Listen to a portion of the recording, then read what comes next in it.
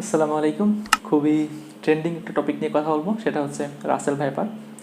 আসলে একজন রাসেল নামের ভদ্রলোকের নাম অনুসারেই কিন্তু রাসেলস ভাইপার নামটি হয়েছে।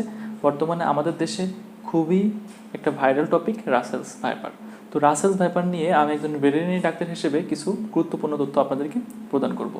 তো প্রথমেই আসা যাক রাসেলস ভাইপার সম্পর্কে প্রাথমিক কথাবার্তা নিয়ে।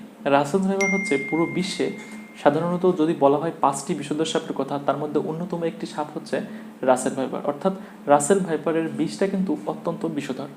বাংলাদেশে কিন্তু রাসেলস ভাইপারকে বিপন্নপ্রায় প্রজাতি বা সংরক্ষিত প্রজাতি হিসেবে চিহ্নিত করা হয়েছিল। অর্থাৎ এই সাপের যে বাংলাদেশে নাই এরকম একটা তথ্য কিন্তু আমরা জানতাম, কিন্তু বর্তমানে এর যে বংশবৃদ্ধির কারণে রাসেলস ভাইপার যেভাবে বাংলাদেশের বিভিন্ন জেলাতে ছড়িয়ে পড়েছে, সেই হিসাবে বলা যায় কিন্তু বর্তমানে এটা আর বিপন্নপ্রায় প্রজাতি নয়, এটা কিন্তু বংশবৃদ্ধি দিন দিন করে যাচ্ছে। এবং রাসেল ভাইপারের একটা গুরুত্বপূর্ণ স্পেসিফিক একটা ব্যতিক্রম বৈশিষ্ট্য হচ্ছে, অন্য সাপ যেখানে ডিমের মাধ্যমে বাচ্চা উৎপাদন করে তাদের বংশবৃদ্ধি এত দ্রুত হয় না, সেক্ষেত্রে কিন্তু রাসেল ভাইপার খুব দ্রুত একই সময়ে 50 থেকে 80টা বাচ্চা একেবারেই কিন্তু সে প্রদান করতে পারে। অর্থাৎ এর বংশবৃদ্ধি কিন্তু খুব দ্রুত হচ্ছে। বাংলাদেশে কিন্তু রাসেল ভাইপারের এই বংশবৃদ্ধির কারণে বর্তমান সময়ে বেশ আতঙ্ক ছড়িয়েছে। যদিও রাসেল ভাইপার উপস্থিতির পাশাপাশি বাংলাদেশে কিন্তু গুজবের একটা ব্যাপারটা পরিলক্ষিত হয়। তারপরেও আসলে এটা নিয়ে একদম যে নর্মালি ছেড়ে দিতে হবে বিষয়টা এমন না, এটা কিন্তু আসলে একটা আতঙ্কের বিষয়। কেননা বাংলাদেশে আসলেই বিভিন্ন জেলাতে রাসেল ভাইপারের উপস্থিতি বর্তমানে দেখা যাচ্ছে। বিশেষ করে গ্রামের দিকে ঝোপঝাড়ে কৃষিক্ষেত্রে এই রাসেল ভাইপারের উপস্থিতি বেশি দেখা যাচ্ছে, যে কারণে কিন্তু যারা কৃষিকাজ করেন তাদের জন্য এটা কিন্তু একটা আতঙ্কের বিষয় হয়ে দাঁড়িয়েছে।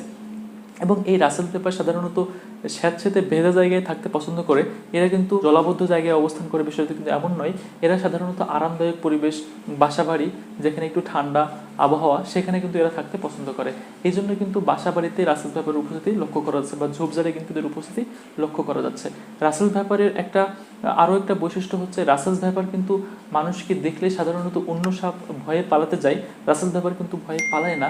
এরা হচ্ছে সাধারণত কুণ্ডলি পাকিয়ে কুণ্ডলি প্যাচের মতো হয়ে থাকে। এরা কিন্তু অন্য সাপের মতো একটা লম্বা অবস্থানে থাকে না, যে কারণে কিন্তু মানুষ দেখে দূর থেকে বুঝতে পারে না যে এটা একটা সাপ কিনা। এবং রাসেল ভাইপারের শরীরের যে অবয়ব কাঠামো দেখলে আপনারা বুঝতে পারবেন, দেখতে অনেকটা পাতা বা গাছের যে শুকনো পাতা এরকম টাইপের কিছু চেহারা। এই কারণে কিন্তু হুট করে দেখলে বোঝা যাবে না এটা সাপ নাকি গাছের পাতা বা ডাল বাকল। এই কারণে রাসেল ভাইপারকে কিন্তু চিহ্নিত করাটাও কঠিন, যে কারণে মানুষের মধ্যে কিন্তু এই সাপে আক্রান্ত হওয়ার সম্ভাবনা একটু বেশি। তাছাড়াও এই সাপের বিষ এতটাই বিষধর যে এই সাপের বিষ যখন মানুষের শরীরে এন্ট্রি করে তখন কিন্তু মোটামুটি 30 মিনিটের মধ্যে এর কার্যকারিতা শুরু হয় এবং খুব মারাত্মক একটা খারাপ পরিস্থিতির দিকে তাকে নিয়ে যায়। এই কারণে এই রাসেলস ভাইপারের যে একটা মারাত্মক অ্যাডভার্স ইফেক্ট, যা নিয়ে আসলেই চিন্তার একটা বিষয় থেকে যায়।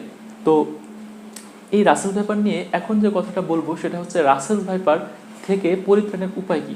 আসলে পরিত্রাণের উপায় বলতে শুধুমাত্র সচেতনতা এবং এই সাপকে সরকারিভাবে যদি নির্মূল করার কোনো ওয়ে বের করা যায়, বা সংরক্ষণ করার বা লোক সমাগম থেকে দূরে রাখার কোনো ব্যবস্থা তৈরি করা যায়, তাহলে কিন্তু একটা গুরুত্বপূর্ণ পদক্ষেপ এটা হতে পারে। এর পাশাপাশি যেটা করতে হবে সেটা হচ্ছে সচেতনতা বাড়াতে হবে। অর্থাৎ মানুষের মধ্যে এই সাপের আতঙ্ক কমাতে হবে, সাপ সম্পর্কে সচেতনতা তৈরি করতে হবে, পথে ঘাটে সতর্কতার সঙ্গে চলাফেরা করতে হবে, ঝোপঝাড় পরিষ্কার করতে হবে। এরকম কিছু সতর্কতামূলক পদক্ষেপ নিয়ে কিন্তু আসলে এই সাপের যে আক্রান্ত হওয়ার সম্ভাবনা এটা কিন্তু কমানো যায়। এখন কথা হচ্ছে, এই সাপ যেহেতু ছড়িয়ে পড়েছে, অনেকে আক্রান্ত হচ্ছে, অনেকে মারাও যাচ্ছে। তো অত্যন্ত গুরুত্বপূর্ণ বিষয় হচ্ছে, এই সাপে কামড় দিলে পরবর্তী সময়ে করণীয় কি। প্রথমত আমরা অনেকগুলো ভুল করে থাকি, সাপে কামড় দিলে, সেটা রাসেল ভাইপার হোক বা যে কোনো সাপ হোক, সেই ভুলের কারণে কিন্তু মানুষের আতঙ্কের পরিমাণ বেড়ে যায়, মানুষ কিন্তু মৃত্যুর দিকে বেশি এগিয়ে যায়। সাপের বিষ থেকে কিন্তু মানুষ আতঙ্ক বা মানুষ শকে কিন্তু বেশি মারা যায়। এই কারণে কিছু সচেতনতা আসলে কামড় দেওয়ার পরবর্তীতে আমাদেরকে অবলম্বন করতে হবে। উল্লেখযোগ্য যে সচেতনতা সেগুলোকে আমি অনবায়ন আপনাদেরকে বলবো। প্রথমত, যদি এই সাপে বা যে কোনো সাপে মানুষকে কামড় দেয়, প্রথমেই যেটা করতে হবে সেটা হচ্ছে সাপটাকে চিহ্নিত করতে হবে, বা সাপের যে কামড় দেওয়ার স্থান সেই স্থানটাকে দেখে আসলে চিহ্নিত করতে হবে এটা বিষ জাতীয় সাপে কামড় দিয়েছে নাকি নির্বিষ সাপে কামড় দিয়েছে। আমাদের দেশে কিন্তু ম্যাক্সিমাম সাপই হচ্ছে নির্বিষ, যেগুলো কামড় দিলে মানুষের কিছুই হয় না। এমনিতে দেখা যাচ্ছে আতঙ্কের কারণে অনেকে মারা যায়, বাট বিষের কারণে কিন্তু মারা যায় না। কিন্তু বর্তমান সময়ে যদি রাসেল ভাইপার আক্রান্ত হওয়ার সম্ভাবনা বেড়ে গিয়েছে, এই কারণে কিন্তু এটা একটা চিন্তার বিষয় যে বিষ জাতীয় সাপ কিন্তু আক্রান্ত করতে পারে।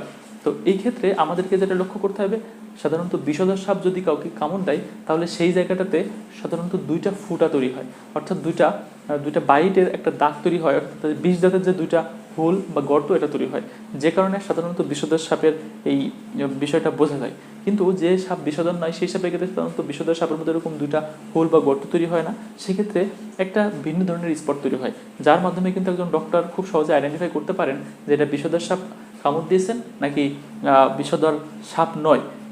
এই কারণে প্রথমে একজন আক্রান্ত ব্যক্তিকে যেটা করতে হবে, তার আশেপাশের মানুষকে যেটা করতে হবে সচেতনতার সহিত, প্রথমে আক্রান্ত স্থানে কিন্তু একটা ছবি তুলে নিতে পারলে বেটার হবে। যেহেতু সবার হাতে এখন স্মার্টফোন, একটা ছবি তুলে নিতে পারলে পরবর্তীতে যখন সে হাসপাতালে যাবে, ডক্টরের শরণাপন্ন হবে, তখন কিন্তু ডক্টর খুব সহজেই তার আক্রান্ত স্থান ছবিতে দেখে সে খুব ভালোভাবে আইডেন্টিফাই করতে পারবে। কারণ অনেক সময় দেখা যাচ্ছে আক্রান্ত স্থান তখন প্রথমেই যেভাবে থাকে, একটু সময় পরে সেখানে বিভিন্ন ধরনের পরিষ্কার পরিচ্ছন্নতা বা অনেক সময় অনেকে বেঁধে ফেলে, এই কারণে কিন্তু আক্রান্ত স্থানের আকৃতি চেঞ্জ হয়ে যেতে পারে, ফুলে উঠতে পারে। এই কারণে কিন্তু প্রথমে অবস্থায় যে একটা আক্রান্তের যে চিহ্ন, এটা কিন্তু তাকে কনজার্ভ করার জন্য সে মোবাইল ব্যবহার করতে পারে, স্মার্টফোনের মাধ্যমে একটা ছবি তুলে রাখতে পারে।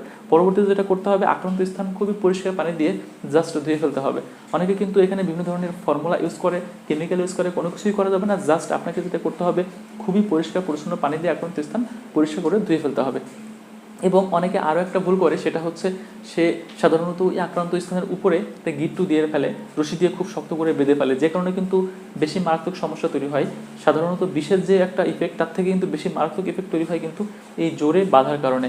এই বাঁধার কারণে কিন্তু অনেক সময় ওর সামনের অংশ বা বাঁধার পরবর্তী অংশ কিন্তু ব্লাড সাপ্লাই একদমই কম হয়ে যায়, ব্লাড সাপ্লাই কম হয়ে যায় বা বন্ধ হয়ে যায়, যে কারণে কিন্তু ব্লাড সাপ্লাই হওয়ার অভাবে জায়গাটা কিন্তু নেক্রোস্ট হয়ে যায় বা নেক্রোসিস হয়ে যায়, জায়গাটা কিন্তু পছন্দ ধরে যেতে পারে। এই কারণে কখনোই খুব শক্ত করে বাঁধা যাবে না। সাপে যদি কামড় দেয় তাহলে উপরের অংশে খুব আলতো করে বেঁধে নেওয়া যেতে পারে, কিন্তু শক্ত করে কখনোই বাঁধা যাবে না। এই ব্যাপারটা কিন্তু বিশেষভাবে লক্ষ্য রাখতে হবে। এবং যে জায়গাতে আক্রান্ত হয়েছে, যে জায়গাতে কামড় দিয়েছে, সেই জায়গাটা যত দূর সম্ভব নড়চড়া থেকে দূরে রাখতে হবে, অর্থাৎ মুভ করা যাবে না। যত বেশি নড়চড়া করবে তত বেশি ওখান থেকে ব্লাড সাপ্লাই চারিদিকে ছড়িয়ে পড়বে। চারিদিকে ছড়িয়ে পড়ার কারণে কিন্তু বিষটা খুব দ্রুত তার নার্ভাস সিস্টেমে যাবে, তার ব্রেনে যাবে, তার যে এতপূর্ণ ভাইটাল অর্গান আছে সেই শরীরের অর্গানগুলো কিন্তু ক্ষতিগ্রস্ত করবে, নষ্ট করবে, যার ফলশ্রুতিতে কিন্তু সে মারা যেতে পারে। এই কারণে সেই জায়গাটা মুভ কম করতে হবে এবং পরিষ্কার পরিচ্ছন্ন পানিতে ধুয়ে ফেলতে হবে। আর যদি সম্ভব হয় খুব হালকাভাবে আলতো করে একটা বাঁধন দেওয়া যেতে পারে। এই কাজগুলো করা যেতে পারে এবং খুব দ্রুত পরবর্তীতে যত দ্রুত সম্ভব 20 থেকে 30 মিনিটের মধ্যে কিন্তু তাকে একটা সরকারি হাসপাতালে নিয়ে যেতে হবে।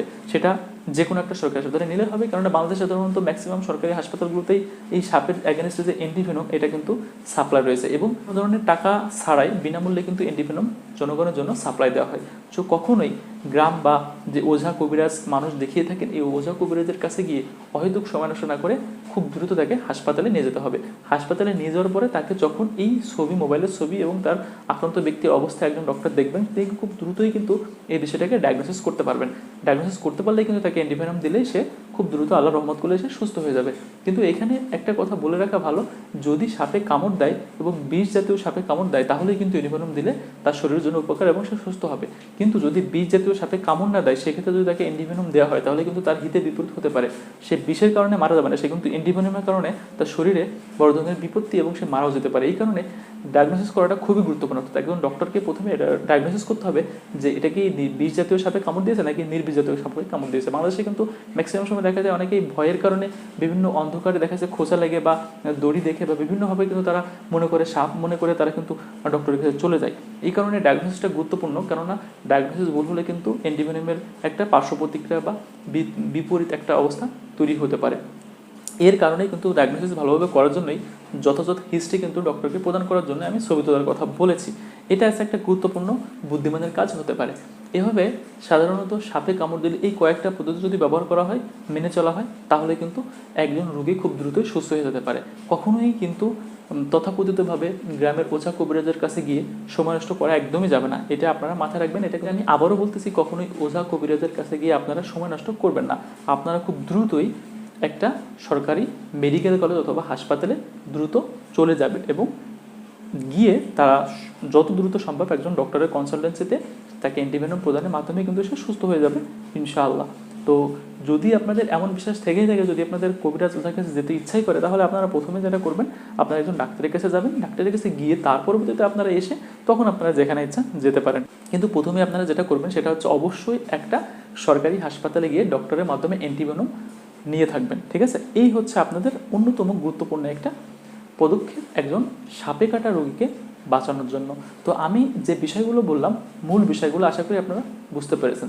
সো আতঙ্ক কখনোই আমাদের জন্য ভালো নাই, আতঙ্কিত হওয়া যাবে না। সাপে কামড় দিলে সেটার জন্য যথাযথ ব্যবস্থা গ্রহণ করলে রোগী কিন্তু খুব দ্রুতই সুস্থ হয়ে যাবে। আরেকটা কথা, আমাদের দেশে কিন্তু সোশ্যাল মিডিয়াতে বাস্তবতার তুলনায় গুজব বেশি ছড়ায়।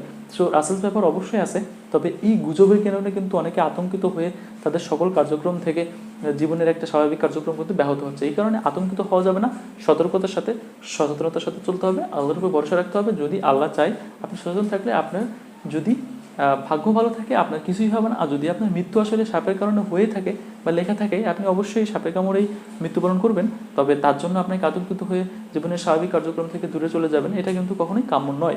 সো সর্বোপরি সচেতন থাকবেন, আল্লাহর উপর ভরসা রাখবেন এবং যে যথাযথ পদক্ষেপ, যথাযথ যে সচেতনতা, সেগুলো মেনে চলবেন, তাহলেই সবার জন্য কল্যাণকর হবে। ধন্যবাদ, দেখা হবে পরবর্তীতে কোনো একটা ভিডিওতে। সেই পর্যন্ত ভালো থাকবেন, নিজের পরিবারকে নিয়ে সুরক্ষিত থাকবেন। ধন্যবাদ।